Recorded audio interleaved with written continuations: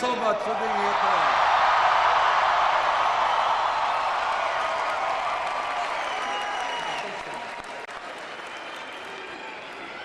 Let me begin by thanking the people of Alaska for giving us a resounding victory tonight.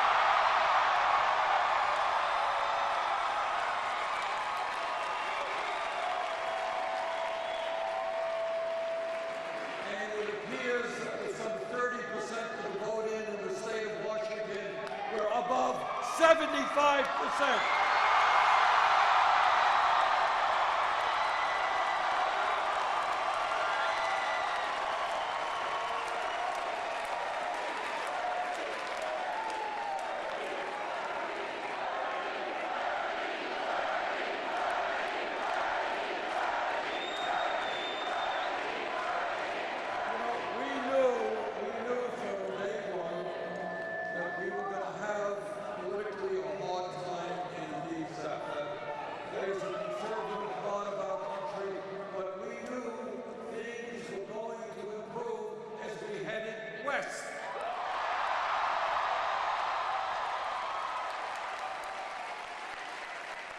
Last week, we won Utah with 78% of the vote.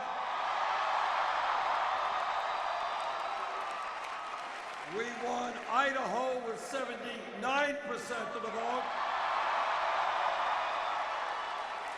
And we won Democrats abroad with 67% of the vote.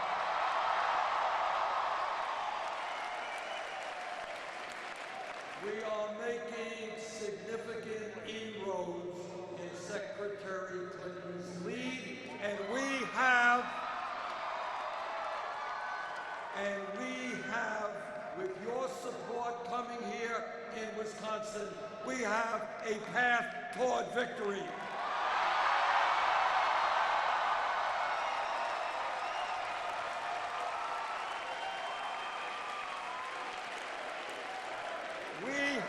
I think it is hard for anybody to deny that our campaign has the momentum.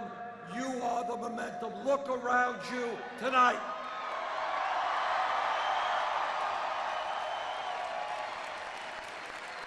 And what we are seeing and what momentum means is in state after state, huge voter turnouts. And that is how we win, when working people and young people, when people who have given up on the political process get back in and demand a government that represents all of us, not the 1%. That's how we win.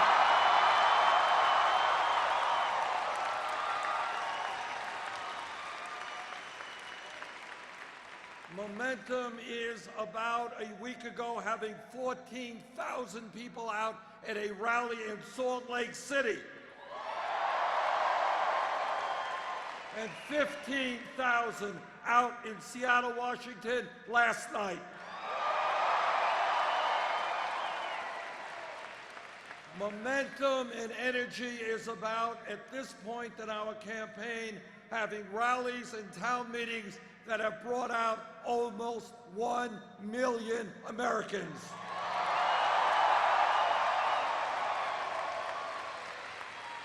And what momentum is about is in election after election, winning the overwhelming percentage of young people who are participating.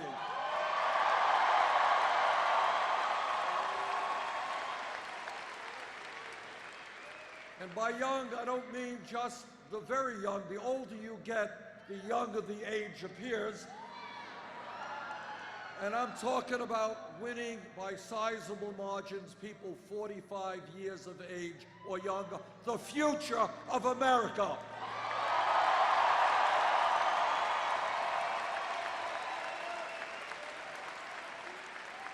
You know, we have been told for a long time that young people were supposed to be apathetic.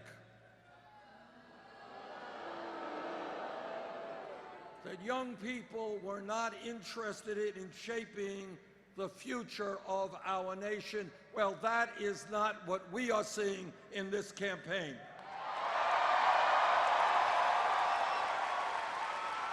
What we are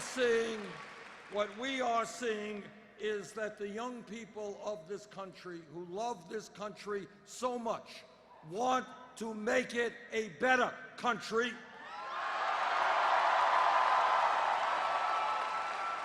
And that they are prepared to stand up and fight and take on the major crises that we face.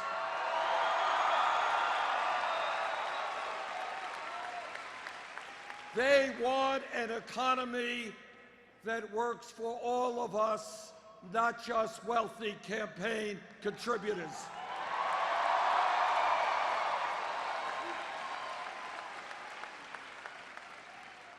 They want the United States of America to join every other major country and guarantee health care to all people as a right.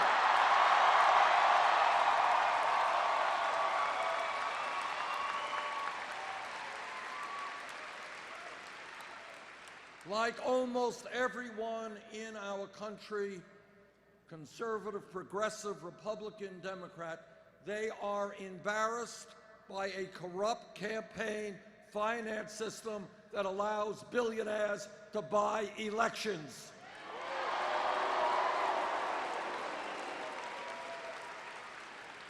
Our young people, black and white and Latino, are leading the effort to reform a broken criminal justice system.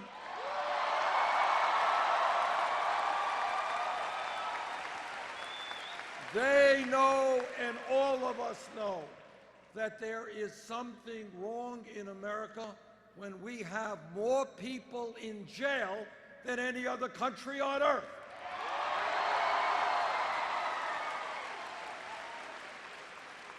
And together, we are going to change that.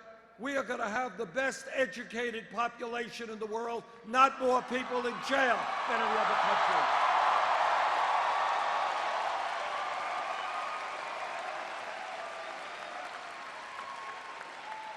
And the young people of this country are leading the effort in demanding that we transform our energy system and combat climate change.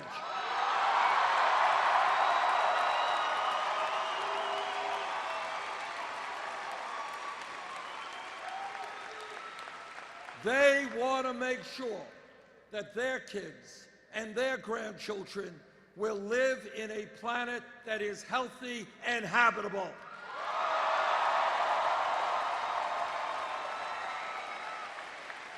And they are showing every day that they have the guts to take on the fossil fuel industry, who are more concerned about short-term profits than the future of this planet.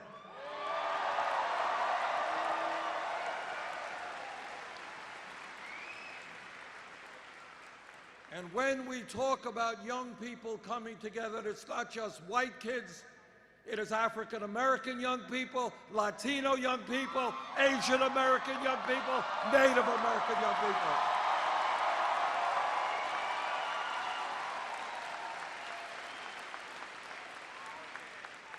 This is what momentum is. When we began this campaign, we were at 3 or 4% in the polls, 60 points behind Secretary Clinton. The other day, the latest poll that I have seen has us 1 point up.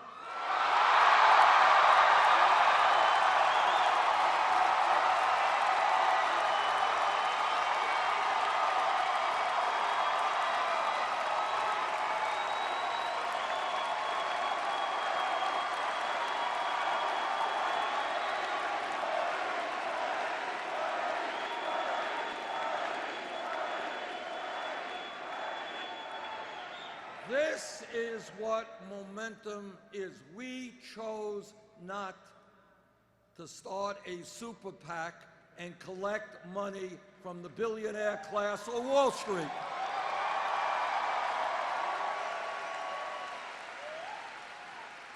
Unlike Secretary Clinton, we have done it in a very different way. We have now raised almost 6 million individual campaign contributions.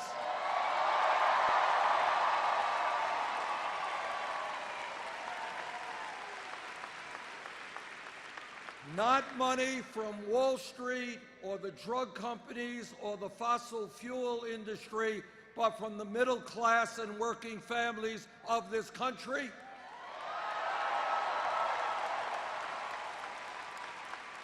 Our average contribution is $27.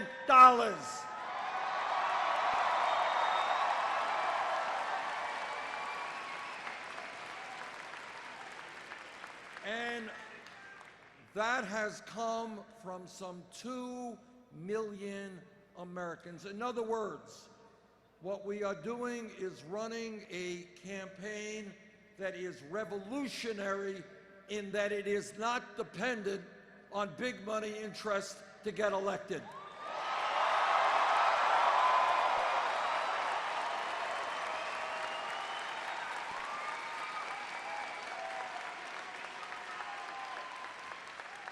This is what momentum is. In poll after poll, including a recent CNN poll, we have been beating Donald Trump by double digits.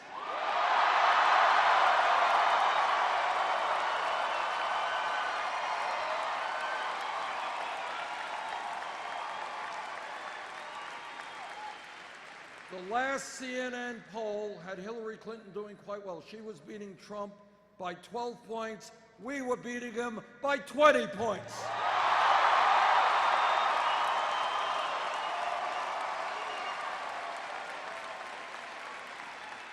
And that is true in virtually all of the national polls and in many of the state polls as well. And here is a simple truth and an important truth. Hillary Clinton and I agree that it is absolutely imperative that no Republican make it to the Oval Office.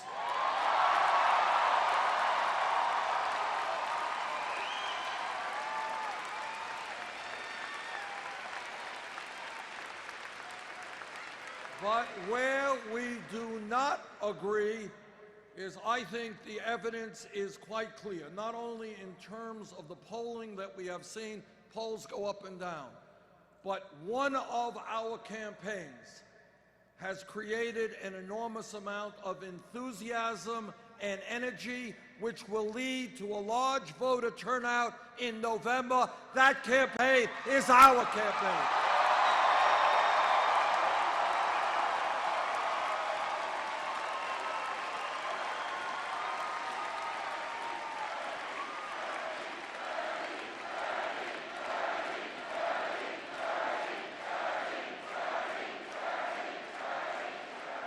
Now, here is a well-known political truth, and that truth is that Republicans win elections when people are demoralized and they don't come out to vote. Progressives and Democrats win elections when working people and young people and seniors and veterans stand up, fight back, and come out to vote.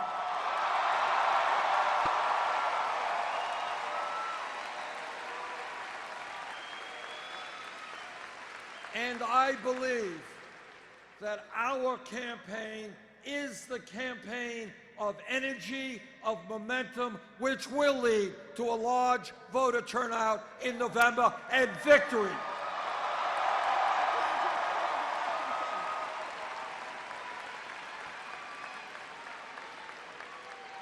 All right, are you ready for a news alert?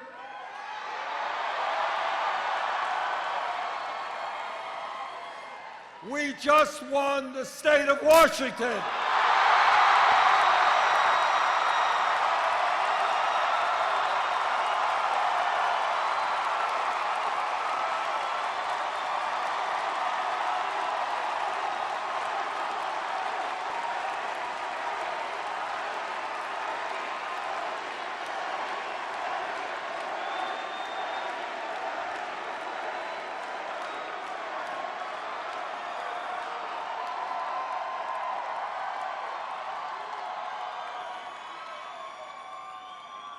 That is what momentum is about.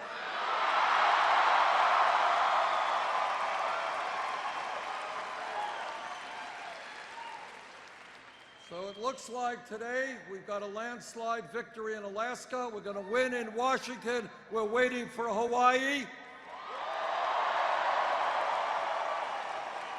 And then, with your help, we're going to win right here in Wisconsin.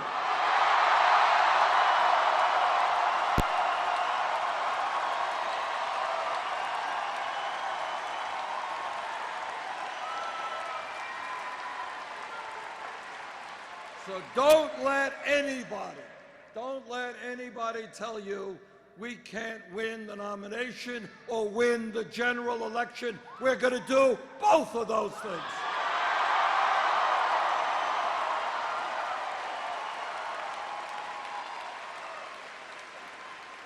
You know, and I think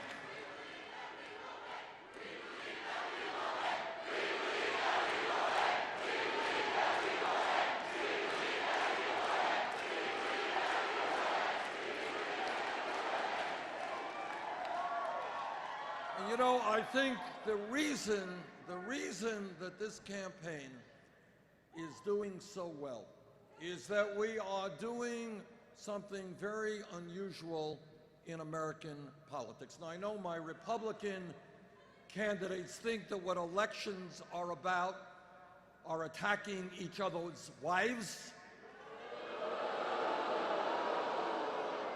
or behaving like they were 10-year-olds in a food fight in a cafeteria. And these Republicans, let me tell you, are not just an embarrassment for the American people. They are an embarrassment for sane Republicans.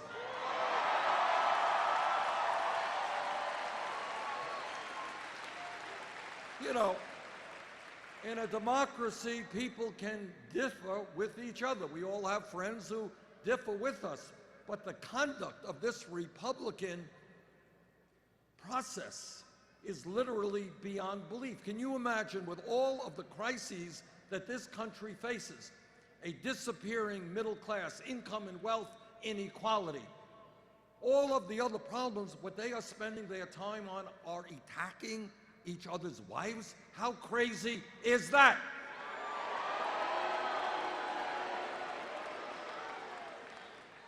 But the reason we are doing well is because we are talking about the real issues facing America, and we're telling the truth.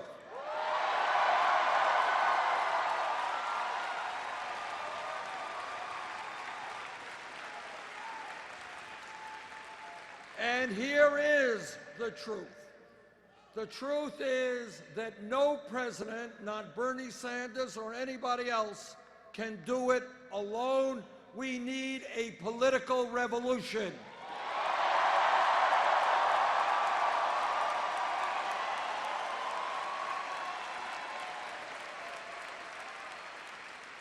We need millions of Americans to begin to stand up and fight back and demand a government that represents all of us.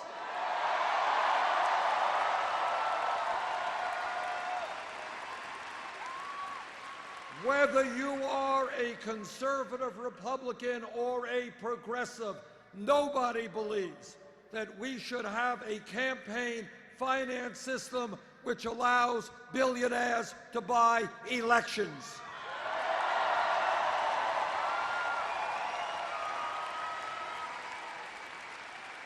Democracy means one person, one vote. And whether Governor Scott Walker likes it or not, that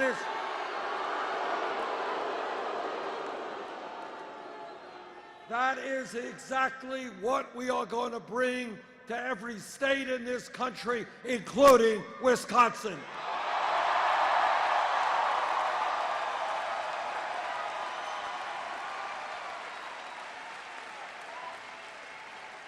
And I say to Governor Walker and all of the other cowardly Republican governors, If you cannot win or participate in a free and fair election where everybody votes, get out of politics, get a new job.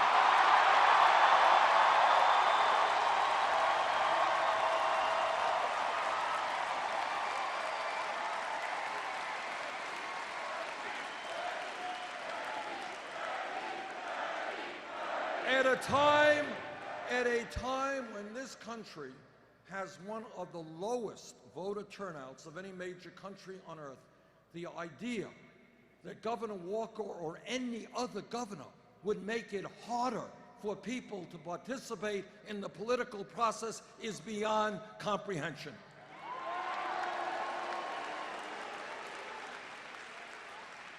And together, not only are we going to overturn this disastrous Citizens United Supreme Court decision,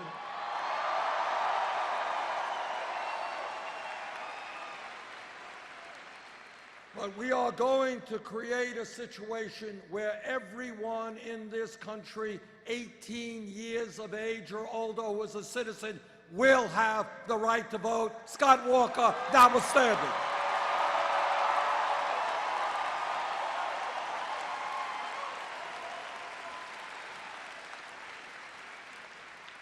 When we have nationally a situation where the Koch brothers and a handful of other billionaires are... Oh, and I forgot the Koch... I hope I didn't offend the governor. I understand that he and the Koch brothers are good pals. I didn't mean to... But when you have the Koch brothers and a handful of billionaires prepared to spend $900 million in this election cycle, that, my friends, is not democracy, that is oligarchy, and we will change that.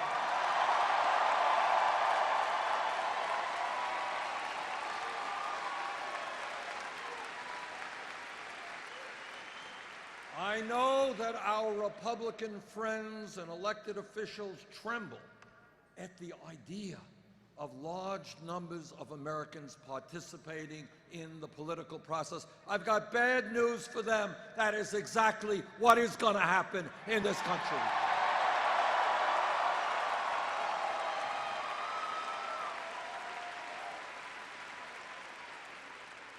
But when we together have the courage to take a hard look at the real crises that we face, it is not only a corrupt campaign finance system, it is a rigged economy.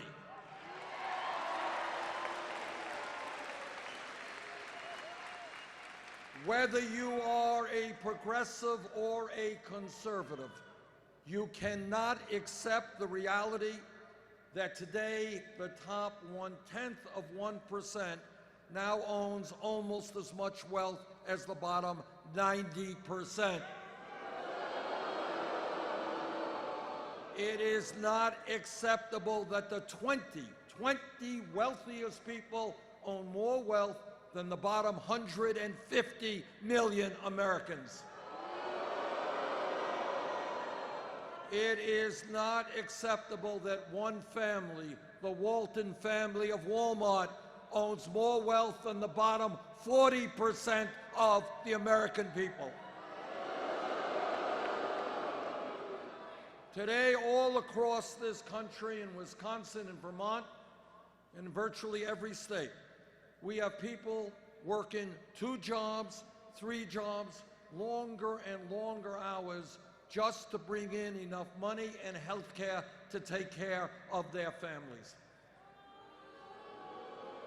You guys ready for a radical idea? Why not? This is Madison, Wisconsin.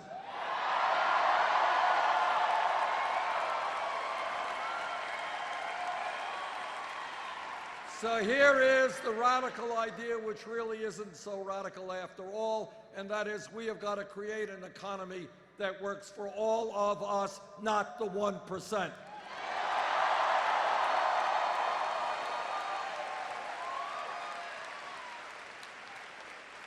And when we talk about the crises facing our country, and when we are honest and not try to sweep our problems under the rug, what we have to acknowledge is that our criminal justice system is broken.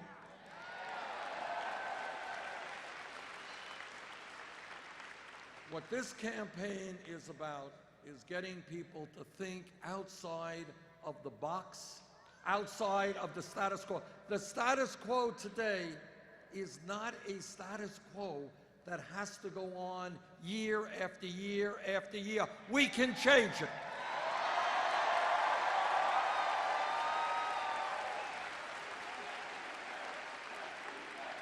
And what we can change is ending the international embarrassment of the United States of America, our great country, having more people in jail than any other country on earth.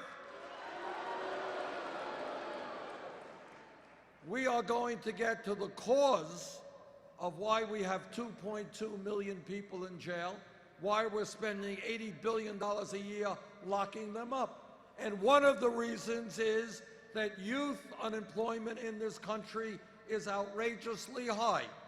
For white kids with a high school degree, 33% unemployed, Latinos 36%, African American kids 51%. Radical idea number 2, for our young people, we're going to invest in education and jobs, not jails or incarceration.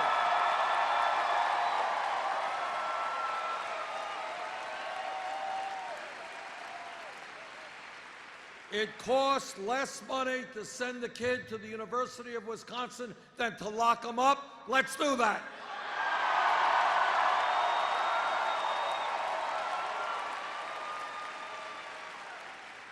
And as a nation, let us stop what we too often see on TV, and that is videos of unarmed people, often minorities, being shot by police officers. Now, I've been a mayor for 8 years in Burlington, Vermont. I've worked with police officers all over this country. Vast majority of police officers are honest and hardworking and trying to do a very difficult job.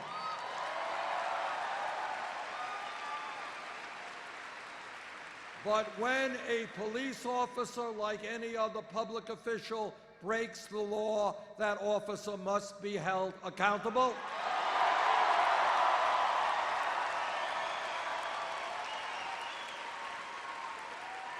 We have got to demilitarize local police departments. We have got to make police departments look like the diversity of the communities they serve. We have got to rethink the war on drugs.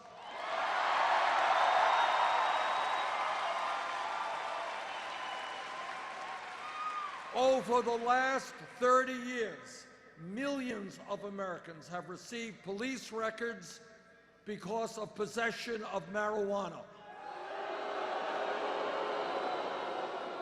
And lives have been ruined as a result. You go into a job and your prospective employer says, well, do you have a police record? Well, yeah, I do. Well, you're not going to get the job. Today, under the Federal Controlled Substance Act, marijuana is listed in the same Schedule 1 as heroin. That is nuts. Now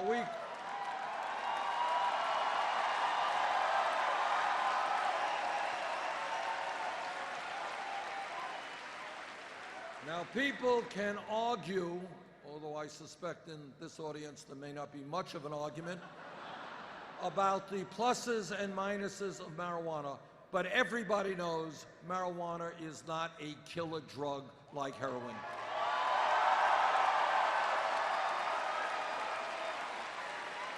And that is why I have introduced legislation to take marijuana out of the Controlled Substance Act.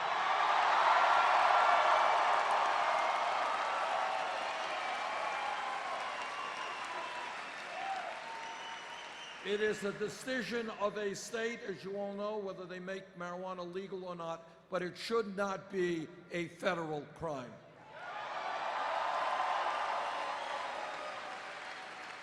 But when we talk about drugs, everybody here knows or should know that today in my state of Vermont, neighboring New Hampshire, all over this country, we have a major crisis in terms of opiate and heroin addiction, that every day people are dying from overdoses.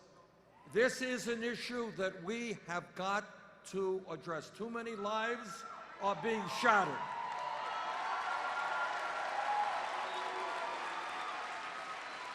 And the first way to address that issue is to understand that substance abuse and addiction is a health issue, not a criminal issue.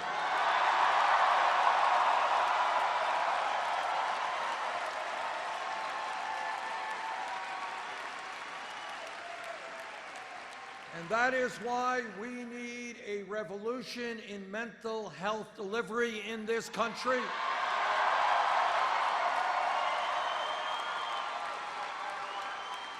And it's not just substance abuse. It is the fact that tragically in America today there are thousands of people walking our streets who are suicidal, who are homicidal, who need treatment today, not 6 months from now.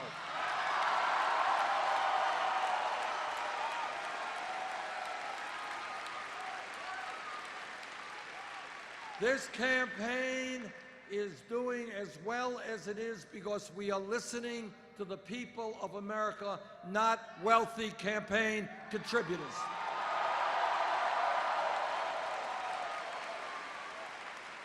We are listening to working people, and they tell me they can't make it on $8 or $9 an hour. And that is why together we're going to raise the minimum wage to a living wage, $15 an hour.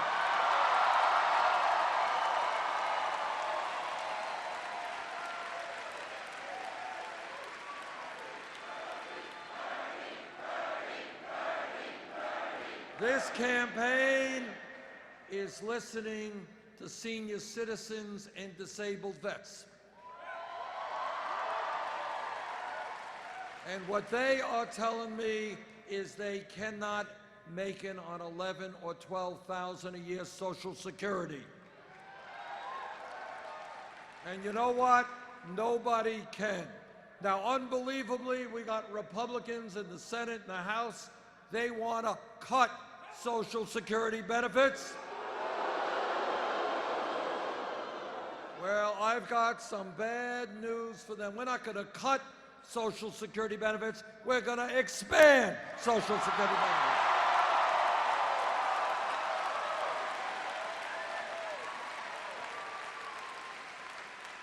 This campaign is listening to women.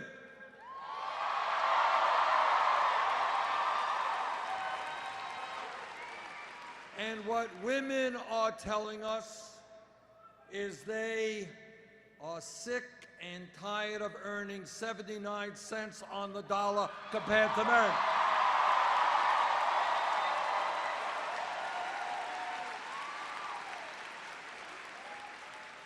And I know that every man here tonight will stand with the women in the fight for pay equity for women workers.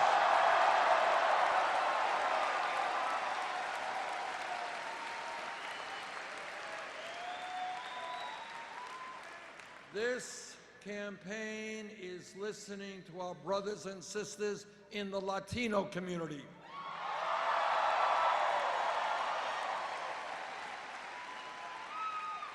There are 11 million undocumented people in this country, and what our Latino brothers and sisters are saying is they are tired of living in the shadows, tired of living in fear, tired of being exploited. They want, I want, comprehensive immigration reform and a path toward citizenship.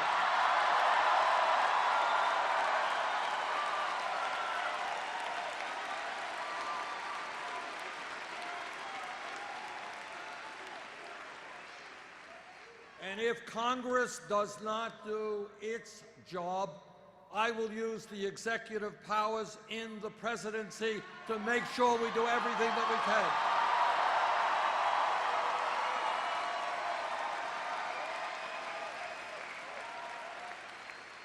Our immigration policy must be about bringing people together, not dividing up families.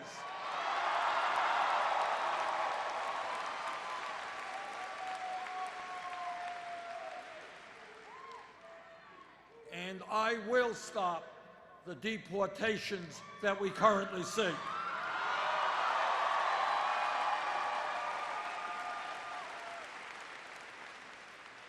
This campaign is listening to our brothers and sisters in the African American community.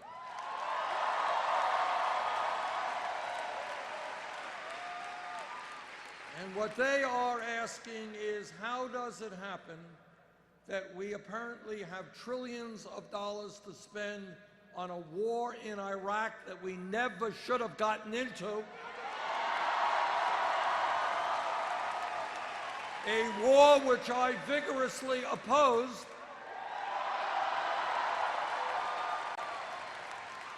We can spend money for war, but apparently we don't have the money to rebuild devastated communities all over this country, like Flint, Michigan.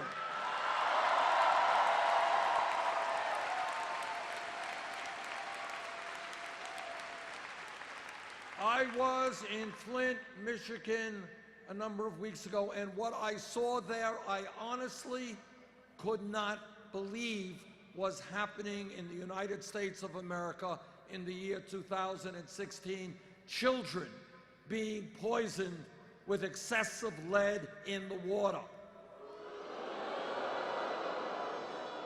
But it's not just Flint.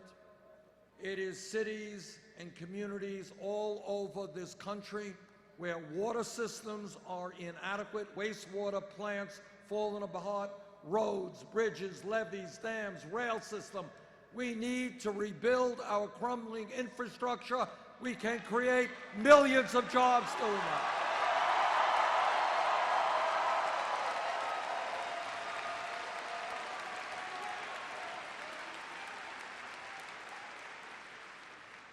This campaign is listening to our brothers and sisters in the Native American community.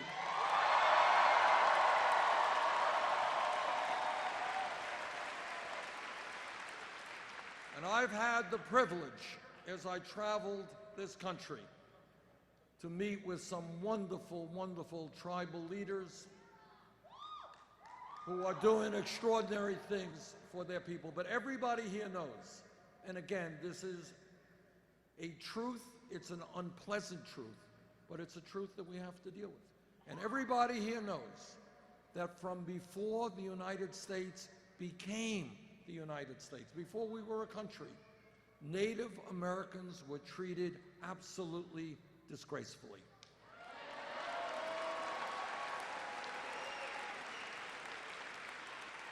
They were lied to, they were treated,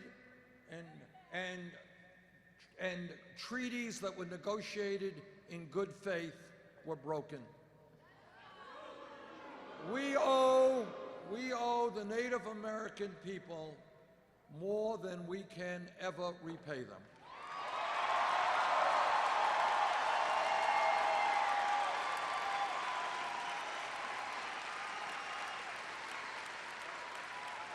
They have given us the most important and beautiful parts of our culture. They have taught us about the environment and the understanding that as human beings, we are part of nature. We cannot destroy nature.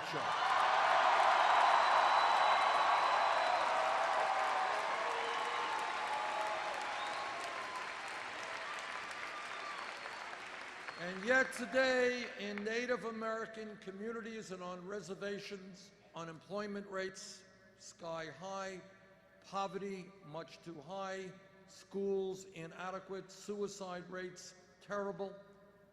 If elected president, we will fundamentally change our relationship to the Native American people.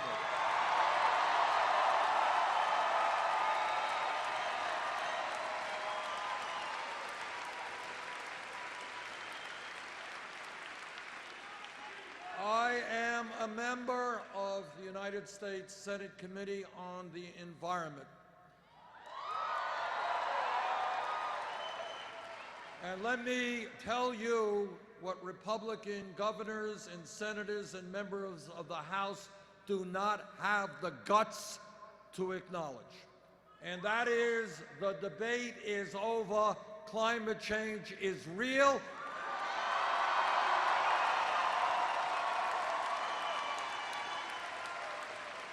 It is caused by human activity, and it is already doing devastating problems to our country and around the world. We have a moral responsibility to leave this planet in a way that is healthy and habitable for future generations.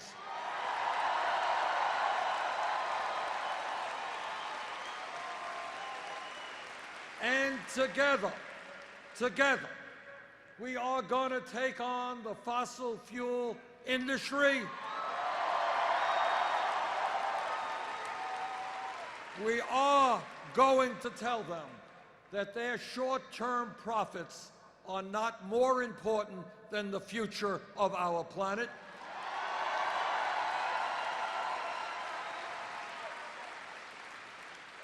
This campaign is listening to young people.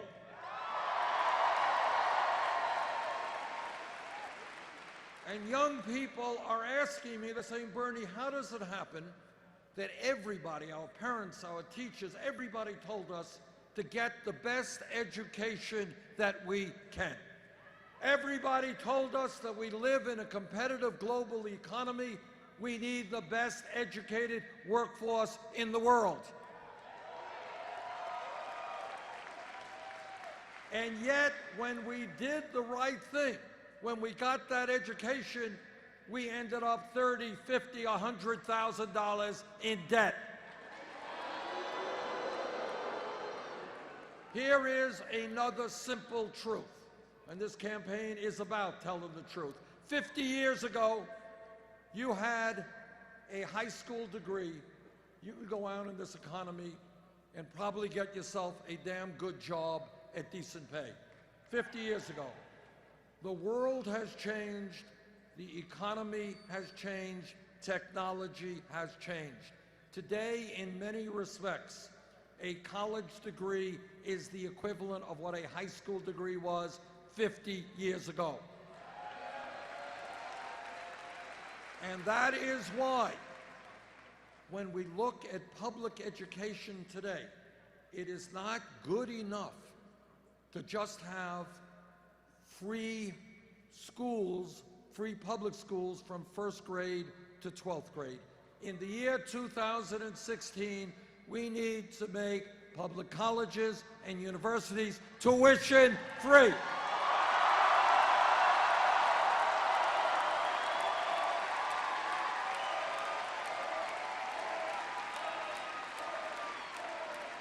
This is not a radical idea. Don't let anybody tell you this is a radical idea. This exists in Germany, it exists in other European countries, in Scandinavia, and you know what?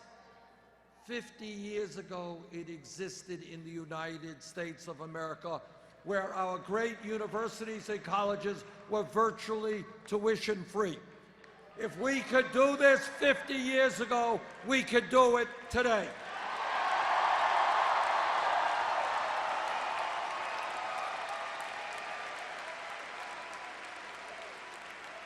And here's what we have got to accomplish. I grew up in a family where my parents never went to college. We didn't have much money, so I know about this. All over this country, you got kids in the 4th grade, 6th grade, 8th grade. Their parents never went to college. They don't have any money. I want those kids to know that if they do well in school, take school seriously, yes, regardless of the income of their family, they will be able to get a college education.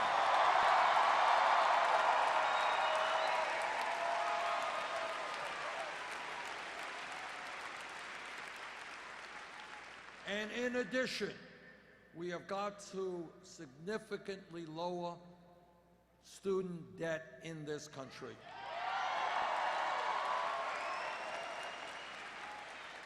All over this country, I've talked to people young and not so young, not so young. Talked to a woman in New Hampshire, she's paying off her own student debt and her daughter's student debt. Talked to a guy in Nevada, he's been paying off his student debt for 25 years. He's more in debt today than he was when he took it out. What we have got to do is allow people who have student debt to refinance that debt at the lowest interest rates they can find.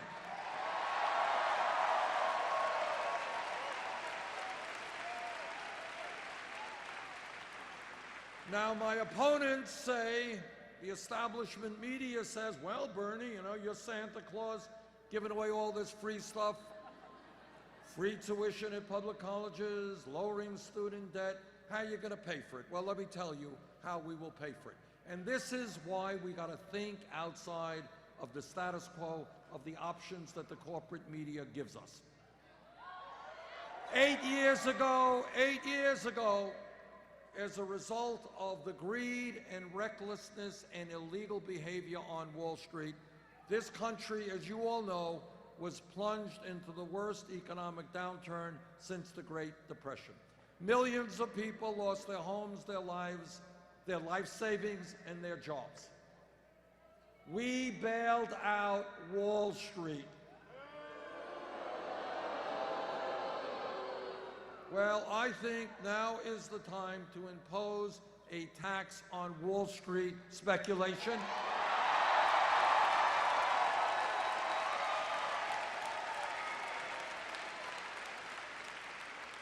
If the middle class could bail out Wall Street, it's Wall Street's time to help the working families of this country.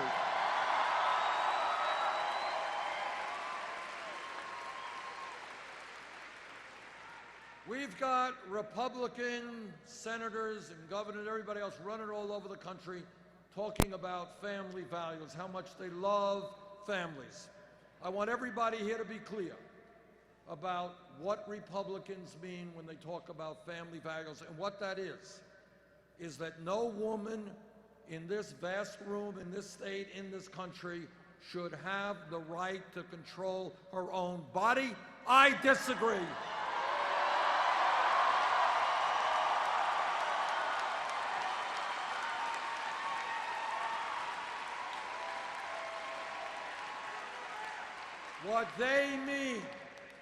What they mean is that our gay brothers and sisters should not have the right to be married. I disagree.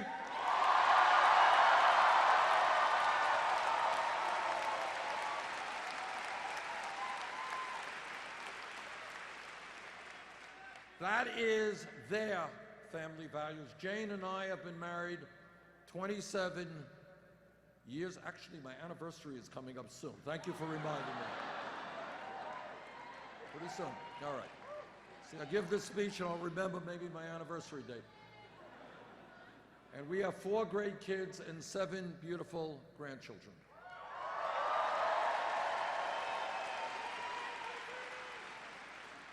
And there's nobody in the world who believes in family more than my wife. Me too, but she does more. But when we talk about family values, our values are very different than Republican family values. We talk about ending the international embarrassment of the United States being the only major country on earth not to guarantee paid family and medical leave.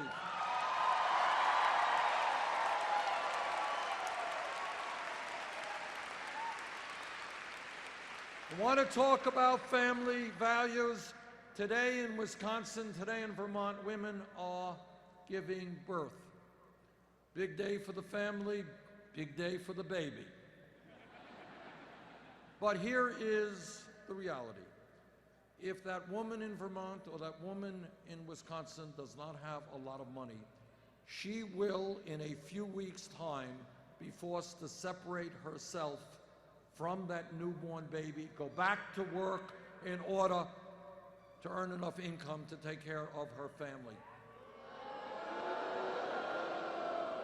That is not a family value. That's the opposite of a family value, and that is why we will pass legislation in Congress guaranteeing 3 months paid family and medical leave.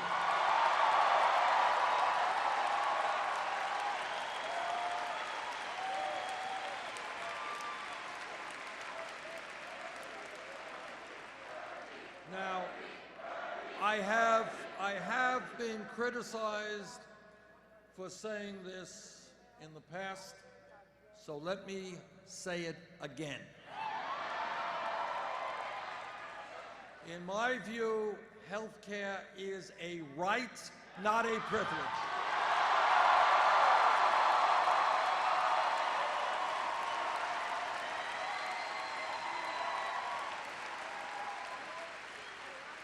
I am a member of the committee that helped write the Affordable Care Act. The Affordable Care Act has done a lot of very positive things for this country, but we still have a long way to go. Today, we remain the only country in the industrialized world. Germany has health care for all, the UK, France, Scandinavia, Canada, Italy, you name it. Every country guarantees health care to all except the United States. Together, we are going to end that.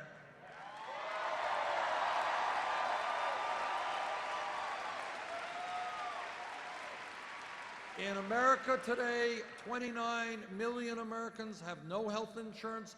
Many of you are underinsured with high deductibles and high co-payments. And every day, we are being ripped off unconscionably by the drug companies who charge us the highest prices in the world for prescription drugs. And on top of all of that, we end up paying far, far higher prices for prescription drugs than any other country on earth. If elected president, we will move forward to a Medicare for all single-payer healthcare system.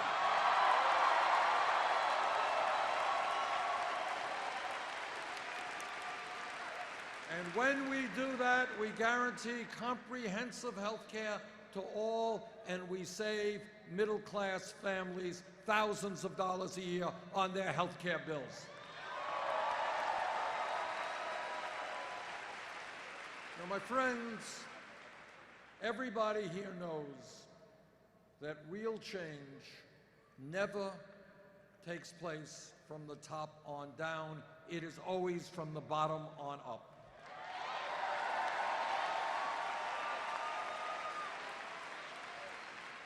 That is the lesson of American history. It is the lesson of world history. 100+ years ago, when workers in this country were being ruthlessly exploited, being overworked, being underpaid, they stood up and said, we are not animals, we are human beings, we are going to form trade unions.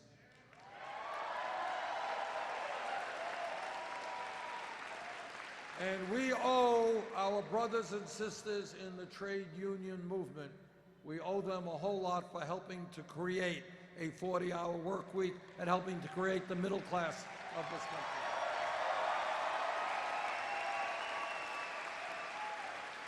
And let me tell Governor Walker, he may have won a short-lived victory here against the unions, but that short-term victory will not stand in the long run. We are going to rebuild the trade union movement.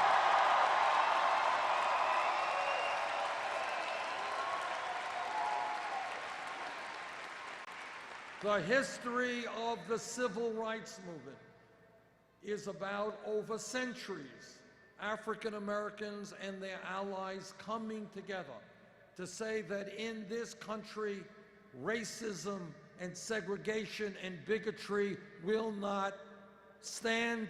We are going to change that dynamic in American society.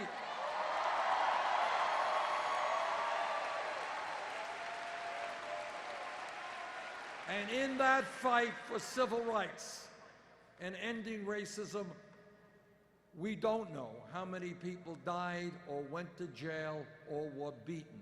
But that's how change comes about. 100 years ago, women in America, people forget this, 100 years ago, a very short time in a historical perspective, 100 years ago, women did not have the right to vote, to go to the schools they wanted, to do the work they wanted 100 years ago. But women and their male allies stood up, fought back, went to jail, went on hunger strikes, in some cases died.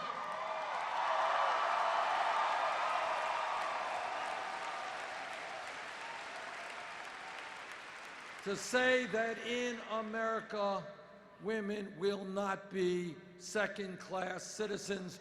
We will take on sexism.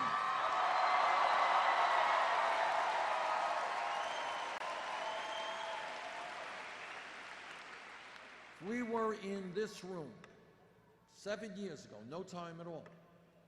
Somebody jumps up and says, you know, Bernie, I think that by the year 2015, gay marriage will be legal in 50 states in this country. The person next to him would have said, what are you smoking? You are nuts. But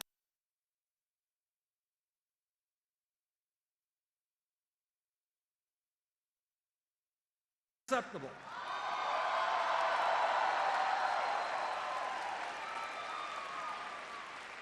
And people are looking all around and they're saying it is too late for establishment politics and establishment economics. And people are saying we need a political revolution where millions of people stand up, fight back, and create a government that works for all of us.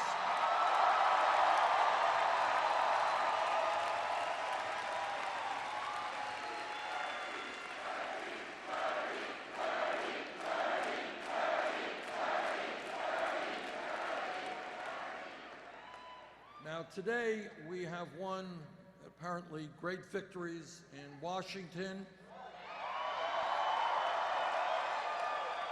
and in Alaska, and we don't know yet about Hawaii. Last week we won just huge victories in Idaho and in Utah.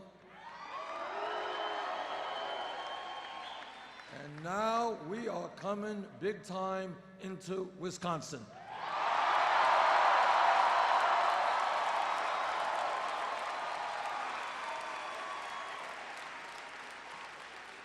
What we have seen throughout this campaign is that when voter turnout is high, we win. When it is low, we lose. So right now I am requesting, I am hoping, I am asking people to help us in every way they can to make sure that we win here in Wisconsin. Thank you all very much.